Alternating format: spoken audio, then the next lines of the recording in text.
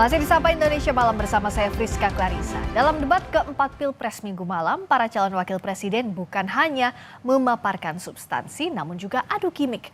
Bahkan menunjukkan gestur-gestur untuk menyindir lawan debat. Saya lagi nyari jawabannya Prof. Mahfud. Saya nyari-nyari di mana ini jawabannya. Kok nggak ketemu jawabannya. Saya tanya masalah inflasi hijau kok malah menjelaskan ekonomi hijau. Gestur seolah-olah mencari sesuatu ditunjukkan Gibran Rakabuming Raka dalam debat keempat pemilu presiden 2024 Minggu malam. Gibran menyebut Mahfud MD memberikan jawaban yang tak sesuai pertanyaan. Menanggapi Gibran, calon wakil presiden nomor urut 3 Mahfud MD pun menunjukkan gestur mencari-cari. Mahfud tak ingin menjawab karena menganggap Gibran ngawur dan memberikan pertanyaan receh. Saya juga ingin mencari itu jawabannya ngawur juga tuh. Gila ini. Ngarang-ngarang ndak karuan mengkaitkan dengan sesuatu yang tidak ada, gitu ya. Begini loh, kalau akademis itu gampangnya kalau bertanya yang kayak gitu-gitu tuh recehan, gitu. Recehan. Oleh sebab itu tidak layak dijawab menurut saya.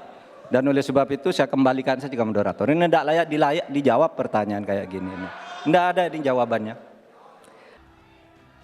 Para cawapres dalam debat keempat bukan hanya bersaing dalam memaparkan substansi, visi, dan misi program masing-masing, namun juga saling melemparkan sindiran yang tidak terkait tema debat. Calon wakil presiden nomor urut 1 Muhaimin Iskandar misalnya menyinggung Gibran soal contekan Mahkamah Konstitusi untuk menanggapi Gibran yang mengungkit soal catatan yang dibawa Muhaimin dalam debat. Baik, terima kasih. Enak banget ya Gus ya, jawabnya sambil baca catatan tadi. Kuncinya di sini adalah ekstensifikasi dan intensifikasi lahan. Kemarin, tahun lalu kita sudah bangun pabrik pupuk di Fak-Fak.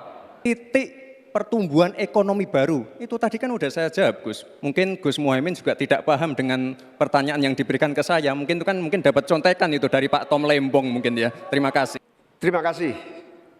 Saya catat sedikit. Yang penting ini bukan catatan Mahkamah Konstitusi.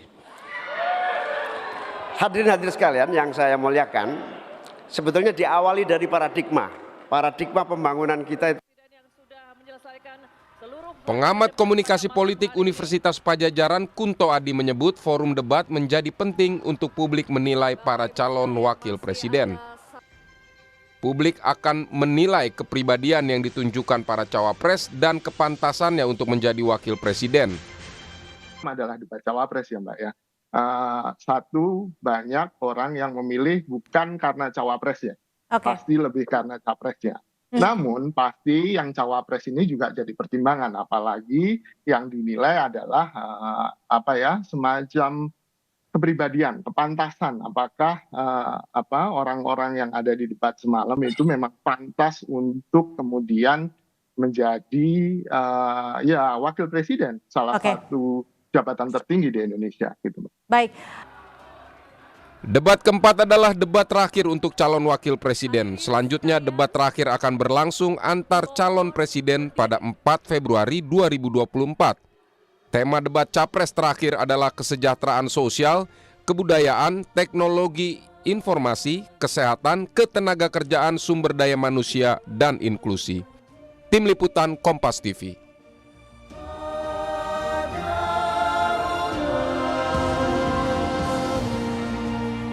Para calon wakil presiden menyita perhatian dengan gimmick dalam debat keempat Pilpres 2024. Kita akan menganalisis perilaku dan gimmick para cawapres ini bersama pakar gestur dan mikroekspresi Monika Kumalasari dan juga pakar komunikasi politik Universitas Erlangga Suko Widodo. Selamat malam Mbak Monika, Pak Suko.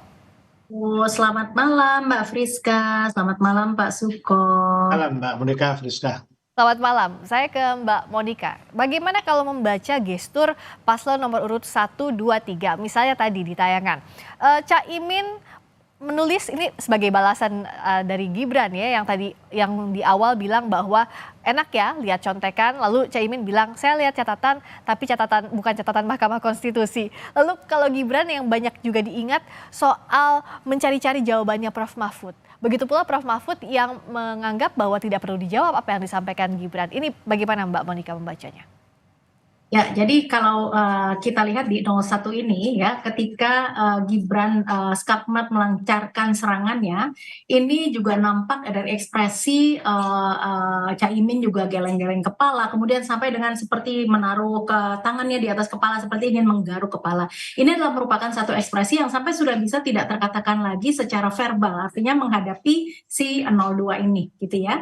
Jadi ini seperti suatu show berbalas pantun ketika baca kemudian dengan santainya Caimin kemudian bisa juga membalas. Jadi ini kalau kita lihat bahwa sekarang ini sudah lebih cair daripada debat sebelumnya gitu ya, di mana walaupun pada debat ini ada stres yang berlebih, keraguan-raguan atau mungkin kita mengatakan gugup seperti itu ya. Terus kemudian juga serangan ini kemudian ditambah lagi dengan mengatakan masih mengenai ijazah palsu dan sebagainya. Nah, untuk 01 ini pengendalian emosinya sudah cukup baik karena ketika ada serangan ya maka Caimin ini mengambil jarak terhadap si pokok serangannya itu sendiri sehingga tidak ada kebocoran-kebocoran emosi yang tidak perlu begitu.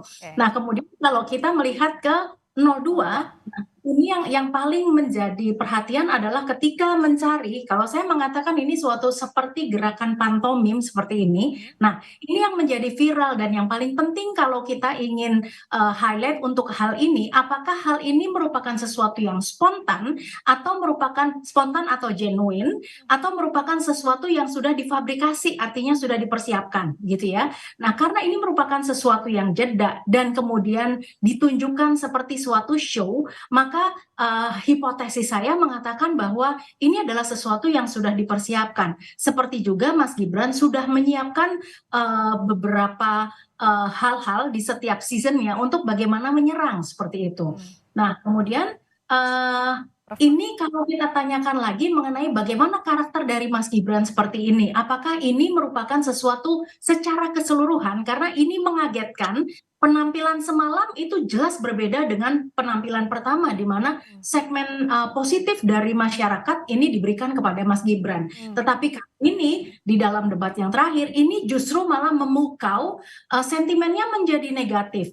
Dan ketika menjadi negatif, apakah pertanyaan kita adalah apakah ini merupakan sesuatu yang genuine ataukah yang tidak? Nah, kita mengambil pola-pola yang sebelumnya ya, kalau kita runut lagi dari awal bahwa yang bersangkutan awalnya tidak ingin masuk ke politik dan sebagainya, hingga pinangan dari Pak Prabowo pun juga sudah last minute gitu ya. Nah, ini jadi kita pertanyakan dengan si pattern atau pola yang terbentuk ini. Kemudian dari 03 ketika mengatakan receh ya. Nah, apakah verbal yang mengatakan receh ini kemudian juga disertai dengan ekspresi-ekspresi non-verbalnya. Nah, memang ketika mengatakan receh dan dalam beberapa statement-statement dari Pak Mahfud ya, ini menampilkan ada ekspresi, mikroekspresi yang disebut dengan konten. Jadi ada salah satu ujung bibir naik ke atas, ini adalah merupakan ekspresi di mana yang bersangkutan ini merasa bahwa lawan debatnya ini lebih inferior. Artinya ini juga dapat dipahami bahwa ide-ide yang dilontarkan atau jawaban yang dilontarkan oleh Mas Gibran ini tidak sesuai begitu, sehingga ekspresinya walaupun secara verbal, jadi ini jelas sekali karena verbal dan non-verbal semuanya selaras mengatakan mengenai hal yang receh tersebut begitu. Oke, kalau dari Pak Suko melihatnya sentimen negatif dan positif dari publik ke masing-masing pasangan calon ini sebenarnya lebih banyak terfokus kepada gimmick atau memang substansi debatnya kalau yang Pak Suko amati? Iya, debat itu kan argumentatif, dia tradisinya sebenarnya tradisi akademis yang menggunakan etika, pasti diksi yang terdidik kalangan terpelajar. Jadi awalnya di Amerika di kampus yang dibawa keluar. Nah, sebetulnya debat itu bukan persoalan apa ya, sekedar apa yang saya sampaikan, tapi juga menyangkut bagaimana cara menyampaikan gitu loh. Nah, saya melihat pertama, saya sepakat Mbak Monica tadi dengan bagus menggambarkan Caimin dengan tenang, apa ya, keceriaannya muncul, jadi dia menjadi diri saya sendiri. Meskipun ada beberapa yang lepas, tetapi menghadapi tekanan juga dengan tenang. Kemarin saya lihat Bang Caimin elegan. Saya lihat yang kedua Pak Gibran. Pak Gibran pada sesi pertengahan itu luar biasa. Saya nggak nyangka ya begitu bagus presentasinya. Tapi ketika di dalam ruang diskusi dia jatuh, dia apa ya, tergelincir atau menggelincirkan diri dengan cara-cara yang dalam adab ya, atau dalam saya tidak mengatakan, saya diskusi pada anak muda apakah itu betul misalnya style yang gaya-gaya semacam itu tidak pernah ada dalam ruang debat yang ilmiah, sehingga wasting ya, jadi gimmicksnya berlebih, substansinya menjadi lepas, akhirnya jadi konflik. Nah yang ketiga Pak Mahfud cukup tenang meskipun sempat tergelincir karena juga terpancing juga dengan kalimat yang menekan juga ketika ditanyakan profesor. Jadi begitulah catatan saya. Tapi yang menjadi penting bahwa this is not only what to say, but apa ya, how to say itu menjadi catatan penting dan orang akan melihat itu di dalam apa komunikasi, sistem komunikasi apapun selalu meletakkan konteks komunikasi dan etika komunikasi. Ya. Di situ orang melihat, dan gestur atau nonverbal kadang lebih kejam. Ya. Dan gerakan-gerakan itu sangat melukai. Ada titik di mana yang itu kemudian membuat emosi dan sebagainya. Nah, itu kira-kira. ini yang menarik tadi yang diulas oleh Pak Suko juga Mbak Monica. Bagaimana how to say sesuatu di debat ini jadi sangat penting. Bagaimana caranya, gesturnya seperti apa, ekspresinya seperti apa, mikro ekspresinya seperti apa. Mbak Monica melihat bagaimana perbandingan debat cawapres yang semalam dengan yang sebelumnya, mikro ekspresi maupun gestur dari masing-masing paslon. Ya, jadi kalau debat sebelumnya ini Mas Gibran santun ya, jadi lebih kepada menjaga ya. Jadi kesantunan ini bahkan saya mengatakan ada cross cultural yang tetap masih dipegang. Jadi orang Indonesia dengan orang Jepang tuh sama, bahwa mereka dalam budayanya itu memang memiliki belief untuk tidak boleh menampilkan ekspresi seutuh-utuhnya begitu ya. Jadi mereka harus menahan ekspresinya, terutama kalau di depan publik. Nah, selama ini yang kita lihat dari Mas Gibran memang seperti itu ya. Jadi menahan untuk tidak banyak berbicara dan sebagainya. Nah, kemudian tetapi dalam debat semalam ini sungguh berbeda sekali. Jadi ya, kalau di debat sebelumnya ini Mas Gibran ini justru diserang oleh 1 dan 3. Tetapi sekarang justru malah berbalik, semuanya menyerang 1 dan 3. Nah, dan semua ekspresi-ekspresi itu yang kita katakan sebagai keluar dari baseline-nya, artinya baseline-nya biasanya irit bicara, irit ekspresi dan sebagainya, semalam tidak begitu. Jadi kalau kita mengatakan genuine atau tidak begitu ya, ya ini adalah sepertinya di panggung yang merupakan panggung high stake ini jadi keluar semuanya. Jadi artinya tadi culture yang selama ini sebagai seorang solo yang tadi sudah saya sampaikan cross cultural ini sampai dengan menembus batasnya dan kemudian keluarlah hal-hal karakter yang sesungguhnya begitu. Ya, untuk Caimin dan Prof Mahfud masih bisa menguasai karakter yang di hari-hari biasanya, termasuk juga dibandingkan dengan debat sebelumnya, Mbak Monica. Ya, nah jadi gini, ini dampaknya, saya akan membahas gini, kenapa 02 ini begitu marah atau percaya diri begitu ya. Ini sehubungan juga dengan jaket yang dikenakannya Naruto. Naruto adalah tokoh di mana awalnya dianggap sebagai tokoh yang inferior, dikecilkan dan sebagainya, akhirnya bisa memimpin begitu. Apalagi di belakangnya juga ditulisin tuh ada Samsul gitu ya, sehingga cemoohan dari masyarakat ini akhirnya justru menjadi satu kekuatan untuk Mas Gibran. Dan inilah yang membuat tampil menyala-nyala seperti ini. Nah, ini ya, jadi apa yang digunakan visual anchor itu sangat berpengaruh. Nah, sebagai contohnya gini Mbak Friska, ketika misalnya kita menggunakan kostum cosplay, ya, kita akan menjadi karakter dari apa yang kita pakai. Masuk ke karakter itu begitu ya, apa yang dikenakan. Betul. Nah, kemudian kalau kita lihat di 01 ya, kali ini Caimin ya seperti saya mengatakan bahwa ini sudah berjarak dengan stimulus yang disampaikan oleh Mas Gibran, dan sudah kelihatan juga lebih cair. Namun demikian bahwa kali ini penampilannya Caimin ini berbeda. Biasanya menggunakan kopiah, ada jas dan sebagainya. Kali ini justru tidak, hanya kemeja putih dan celana hitam. Nah, ini juga menampilkan bahwa apa yang disampaikan ini juga jadi tidak memiliki kekuatan-kekuatan emosional atau rasa percaya diri yang tinggi begitu. Nah, ini sayang sekali bahwa modalitas ini tidak dipergunakan oleh 01 ya. Padahal manusia itu caranya untuk menangkap suatu pesan ini, manusia adalah makhluk visual ya. Jadi 75% dari suatu pesan ini justru mudah ditangkap dengan visual begitu. Nah, kalau kita lihat di 03 ya, dengan resources yang dimiliki oleh Prof. Mahfud, kemudian dengan resources pengalaman begitu, terus kemudian ditambahkan dengan sentuhan nonverbal seperti gimmick, kemudian visual anchoring dengan pakaian, dengan banyak hal seperti ini. Nah, ini yang membuat Prof. Mahfud juga jadi percaya dirinya semakin meningkat begitu. Jadi kalau kita lihat di 03 seluruh modalitas sudah maksimal digunakan. Kalau saya ke Pak Suko, ini kan bicara tadi secara visual sudah diulas, tapi juga untuk debat berikutnya kesempatan terakhir harus betul-betul dielaborasi, dievaluasi juga oleh masing-masing pasangan calon. Bagaimana menempatkan etika dalam berdebat dibandingkan kalau Amerika kan kita lihat debat pilpresnya sangat amat kita katakan ya kejam lah dibandingkan dengan di Indonesia begitu ya, apa saja bisa disampaikan. Nah, bagaimana menempatkan antara etika tadi dengan konten debat dengan gimmick, karena bagaimanapun juga ini sebuah show begitu, tidak hanya forum untuk menyampaikan gagasan tapi juga sebuah show. Bagaimana kalau Pak Suko melihat ini? Ya, gimmick memang diperlukan, gesture, tapi kalau over itu dia akan membunuh dirinya sendiri, sehingga kadang-kadang performance itu tidak cocok dengan apa yang diucapkan itu. Sebetulnya di dalam debat tuh saya lebih cenderung bermain kata, pilihan diksi itu lebih menarik ya. Pak Mahfud misalnya dengan simpel membuat lagunya Ebit untuk menceritakan tentang kegaduhan alam. Itu lagu monumental, analogi semacam itu bagus. Caimin sebenarnya punya kata yang bagus, taubatan ekologi, tetapi belum membawa pada ruang itu, ruang simbolik yang bagus. Sebenarnya dari presentasi Gibran dapat di awal itu, hanya dia jatuh pada saat kemudian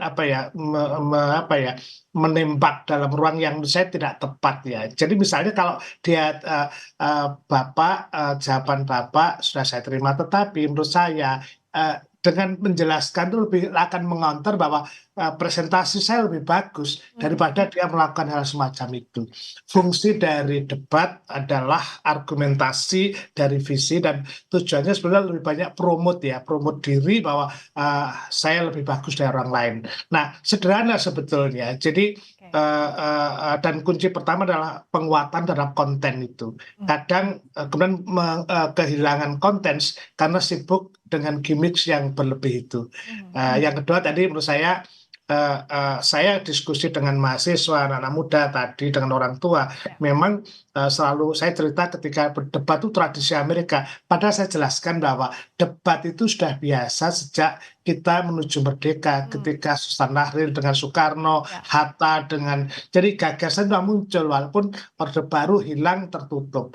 Jadi menurut saya ini pelajaran yang baik bagi kita bahwa ada rasional, argumentatif, dan etika menjadi bagian yang terdepan di dalam pemuliaan the audience. Dan yang penting bahwa fungsi debat bukan untuk menjatuhkan lawan, tapi untuk menunjukkan kita lebih bagus yang disampaikan pada publik di luar, bukan lawannya, karena mereka adalah pemilihnya dalam konteks komunikasi politik seperti itu. Bagaimana jualan visi kepada calon pemilih, karena ini yang jadi salah satu dasar untuk memilih di 14 Februari mendatang, plus jangan fokus untuk menjatuhkan lawan. Semoga ini bisa dievaluasi dan kita lihat debat yang jauh lebih baik di debat terakhir di awal Februari nanti. Terima kasih atas ulasannya pakar gestur dan mikroekspresi Mbak Monika Kumalasari dan juga pakar komunikasi politik Universitas Erlangga Pak Suko Widodo. Terima kasih banyak, selamat malam.